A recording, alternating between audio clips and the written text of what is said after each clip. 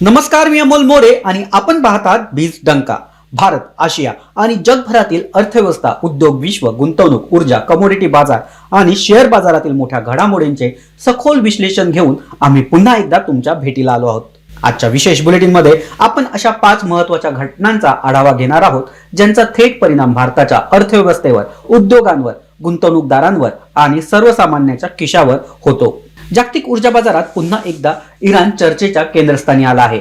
अमेरिकेने इराणी तेलावर निर्बंधामध्ये 60 दिवसाची सूट जाहीर केल्यानंतर जागतिक तेल बाजारात मोठी खळबळ उडाली आहे. भारतासारख्या मोठ्या तेल आयातदार देशासाठी ही संधी किती मोठी ठरू शकते याकडे संपूर्ण जगाचं लक्ष लागलं आहे.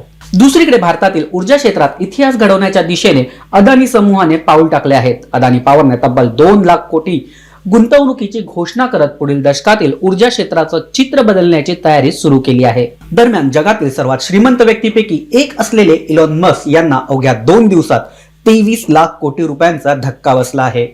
ट्रिलियन डॉलर क्लबमध्ये प्रवेश केल्यानंतर काही दिवसात झालेली ही घसरण जागतिक बाजारातील अस्थिरतेचे मोठे उदाहरण ठरत आहे. सोनं आणि चांदी बाजारात देखील मोठी पडझडी सुरू आहे.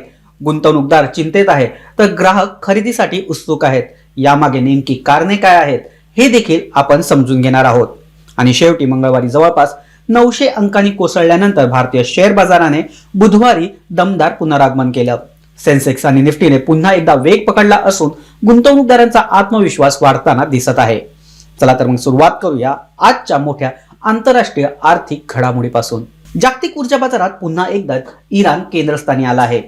अमेरिकेने इराणच्या तेलभरती नियंत्रणावरील निर्बंधामध्ये 60 दिवसाची तात्पुरती सूट जाहीर केल्यानंतर कच्च्या तेलाच्या बाजारात मोठी हालचाल सुरू झाली आहे. या निर्णयामुळे लाखो बॅरल इराणी तेल पुन्हा एकदा जागतिक बाजारात येण्याचा मार्ग मोकळा झाला असून जगातील 3रा सर्वात मोठा तेल आयातदार देश असलेला भारतासाठी ही एक महत्त्वाची आर्थिक संधी मानली जाते.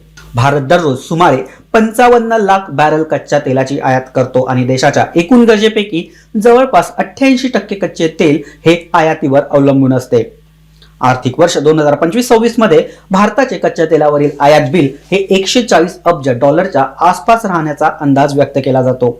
यामुळे तेलाच्या किमतीत अगदी $1 घट झाली तरी भारताला अब्जावधी डॉलरची बचतीचा फायदा होतो. अमेरिकेच्या निर्णयानंतर इराणने समुद्रात साठवून ठेवलेले सुमारे 50 दशलक्ष बॅरल तेलाची विक्री करण्याचा निर्णय घेतला असून इराण सध्या दररोज 3.5 दशलक्ष बॅरल तेल उत्पादन करत असून निर्बंधामध्ये शिथिलता आल्यास हे उत्पादन आणखी वाढू शकते. भारतासाठी इराण नवीन नाही. 2018 पूर्वी भारत इराणचा सर्वात मोठा ग्राहक होता. दररोज जवळपास 5 दशलक्ष बॅरल तेल भारत इराणकडून खरेदी करत असत. भारतीय रिफायनरांसाठी इराणी तेल फायदेशीर मानले जाते होते कारण ते तुलनेने स्वस्त आणि पेमेंटच्या अटी देखील अनुकूल होत्या. मात्र अमेरिकेच्या निर्बंधानंतर भारताला इराणी तेल खरेदी थांबवावी लागली. यानंतर रशिया, इराक, सौदी अरेबिया आणि UAE या देशावर भारताचं अवलंबित्व वाढलं.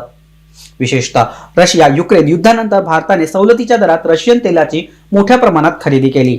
आता इराण बाजारात आल्याने स्पर्धा वाढू शकते. जर इराणने प्रति बॅरल $2 ते $5 अतिरिक्त सवलत दिली तर भारतीय कंपन्या पुन्हा एकदा इराणकडे वळू शकतात. यामुळे भारताच्या आयात बिलात मोठी बचत ही होऊ शकते. ब्रेंट क्रूडची किंमत अलीकडे $80 आसपास पोहोचली होती. मात्र इराणी पुरवठा वाढवण्याच्या अपेक्षेमुळे किमतीवर दबाव निर्माण झाला. अनेक विश्लेषकांच्या मते ब्रेंट क्रूड $73 ते $75 दरम्यान घसरू शकते. जर असे झाले तर भारतासाठी हा मोठा दिलासा ठरू शकतो. पेट्रोल डिझेलवरील दबाव कमी होईल, वाहतूक खर्च कमी होईल, उद्योगांना स्वस्त ऊर्जा मिळेल, महागाई कमी होण्यास मदत होईल, रुपयाला आधार मिळेल आणि वित्तीय तूट नियंत्रणात ठेवण्यास सोपे जाईल. मात्र हा निर्णय अजूनही तात्पुरता आहे. अमेरिकेने दिलेली सूट ही केवळ 60 दिवसांसाठी आहे. त्यामुळे भारत सावध भूमिका घेत आहे. पुढील 2 महिने अमेरिका आणि इराण यांच्या चर्चेचा निकाल अत्यंत महत्त्वाचा ठरणार आहे. जागतिक ऊर्जा बाजारातील या घडामोडीनंतर आता वळूया भारताच्या ऊर्जा क्षेत्रातील सर्वात मोठ्या खासगी गुंतवणुकीकडे. भारताच्या ऊर्जा क्षेत्रात पुढील दशकाचा चेहरामोहरा बदलू शकणारी एक सर्वात मोठी खासगी गुंतवणूक जाहीर करत अदानी पॉवरने तब्बल 2 लाख कोटीच्या मेगा विस्तार योजनेची घोषणा केली आहे. सध्या अदानी पॉवर वीज निर्मिती क्षमता 18,150 मेगावॅट इतकी आहे. कंपनीने ही क्षमता 41,870 मेगावॅट पर्यंत नेण्याचं लक्ष ठेवलं आहे. म्हणजे जवळपास 23,720 मेगावॅटची वाढ यामध्ये होणार आहे. गौतम अदानी यांच्या नेतृत्वाखाली बिहार, उत्तर प्रदेश, मध्य प्रदेश, छत्तीसगड आणि आसाममध्ये अनेक नवीन प्रकल्प उभारले जाणार आहेत. बिहारमधील 2400 मेगावॅटचा प्रकल्प विशेष चर्चेत आहे. भारताची पीक वीज मागणी ही सध्या 250 गिगावॅटच्या आसपास आहे. 2032 पर्यंत ती 400 गिगावॅट आणि 2047 पर्यंत ती 700 गिगावॅटच्या पुढे जाण्याचा अंदाज आहे. डेटा सेंटर, कृत्रिम बुद्धिमत्ता, इलेक्ट्रॉनिक वाहने, डिजिटल अर्थव्यवस्था आणि उत्पादन क्षेत्राच्या विस्तारामुळे या विजेची मागणी ही झपाट्याने वाढत आहे. यामुळे अशा गुंतवणुकीची गरज निर्माण झाली होती. विशेष म्हणजे अदानी समूहाने अणुऊर्जा क्षेत्रातही मोठी झेप घेण्याची तयारी सुरू केली असून 2035 पर्यंत 10 गिगावॅट अणुऊर्जा क्षमता उभारण्याचे लक्ष्य ठेवले आहे. 2 लाख कोटींची गुंतवणूक म्हणजे अनेक राज्यांच्या आर्थिक वार्षिक अर्थसंकल्पापेक्षा देखील मोठी रक्कम आहे.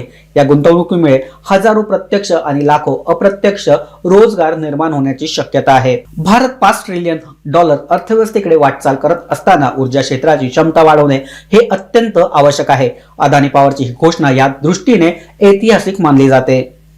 ऊर्जा क्षेत्रात महाकाय गुंतवणुकीनंतर आता वळूया जागतिक उद्योग विश्वातील सर्वाधिक चर्चेत असलेल्या व्यक्तीकडे.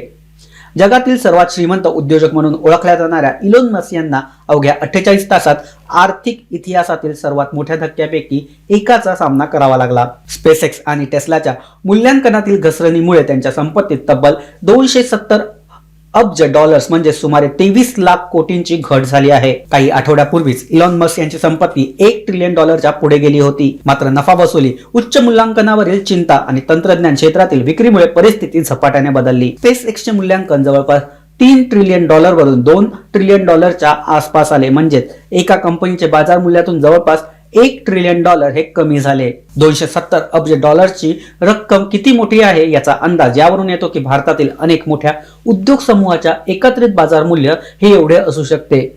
या घसरणीनंतर देखील इलॉन मस्क जगातील सर्वात श्रीमंत व्यक्तीमध्ये कायम आहेत. या घटनेने एक महत्त्वाचा संदेश दिला आहे. बाजारात कितीही मोठी तेजी असली तरी मूल्यांकन वास्तवाशी जुळत नसेल तर घसरण कधीही होऊ शकते. गुंतवणूकदारांसाठी देखील हा धडा महत्त्वाचा आहे. केवळ लोकप्रियतेवरती नव्हे तर व्यवसायाच्या मूलभूत ताकदीवर गुंतवणूक करणे अत्यावश्यक आहे. अब्जाधीशांच्या संपत्तीत मोठे चढ उतार सुरू असताना आता पाहूया सामान्य गुंतवणूकदारांच्या पसंतीच्या बाजाराकडे. सोनं आणि चांदी यांच्या दरातील घसरणीचा सिलसिला आजही कायम राहिला. 24 जून रोजी मौल्यवान धातूंना पुन्हा एकदा मोठा फटका बसला. MCX वर सोनं आणि चांदी एकत्रितपणे 4000हून अधिक घसरण नोंदवली. मजबूत डॉलर आणि अमेरिकन फेडरल रिझर्व्हच्या संभाव्य धोरणामुळे गुंतवणूकदार सावध झाले आहेत. 24 कॅरेट सोन्याचा दर हा 1,44,000 प्रति 10 ग्रामच्या आसपास राहिला तर चांदीचा दर हा 2,33,000 प्रति किलोच्या खाली आला. विशेष म्हणजे वर्षातील उच्चांकाच्या तुलनेत सोनं जवळपास 24% स्वस्त झालं आहे. चांदीत देखील मोठी घसरण पाहायला मिळाली. दिल्ली, मुंबई, कोलकाता, जयपूर आणि बंगळूर या प्रमुख शहरांमध्ये दर कमी झाले आहेत. त्यामुळे ग्राहकांना खरेदीची सुवर्ण संधी मिळाली आहे. आता वळूया आजच्या शेवटच्या आणि सर्वाधिक चर्चेतील घडामोडीकडे.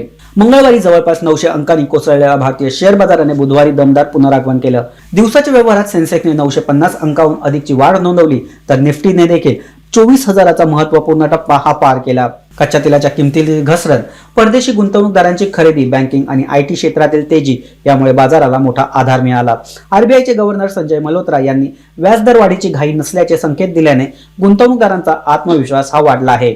भारत अमेरिका व्यापार कराराबाबत सकारात्मक संकेत मिळत असल्याने देखील निर्यात प्रधान कंपन्यांच्या शेअर्समध्ये खरेदी वाढली. खासगी बँका, वित्तीय संस्था आणि IT कंपन्यांच्या निर्देशांकांना वर नेण्यात महत्त्वाची भूमिका बजावली. विश्लेषकांच्या मते जागतिक परिस्थिती स्थिर राहिली आणि कच्च्या तेलाच्या किमती नियंत्रणात राहिल्या तर भारतीय बाजारातील तेजी ही कायम राहू शकते. तर मित्रांनो, आजच्या संपूर्ण बिझनेस बुलेटिन मध्ये पाहिल्यास एक गोष्ट स्पष्टपणे दिसून येते. जागतिक ऊर्जा बाजारापासून ते भारतीय शेअर बाजारापर्यंत, उद्योग विश्वापासून ते गुंतवणूकदारांपर्यंत सर्वत्र मोठे बदल हे सुरू आहेत. इराणी तेल भारतासाठी अब्जावधी डॉलरची बचत घडवू शकते. अदानी पॉवरची गुंतवणूक देशाच्या ऊर्जा सुरक्षेला बळ देऊ शकते. इलॉन मस्क यांच्या संपत्तीतील घसरण बाजारातील अस्थिरतेचा धडा देते. सोनं आणि चांदी यांच्या घसरण ग्राहकांसाठी संधी निर्माण करते तर भारतीय शेअर बाजाराचे पुनरागमन देशाच्या आर्थिक ताकदीवर विश्वास वाढवते. आजचं हे विशेष बुलेटिन तुम्हाला कसं वाटलं हे आम्हाला कमेंट करून नक्की सांगा.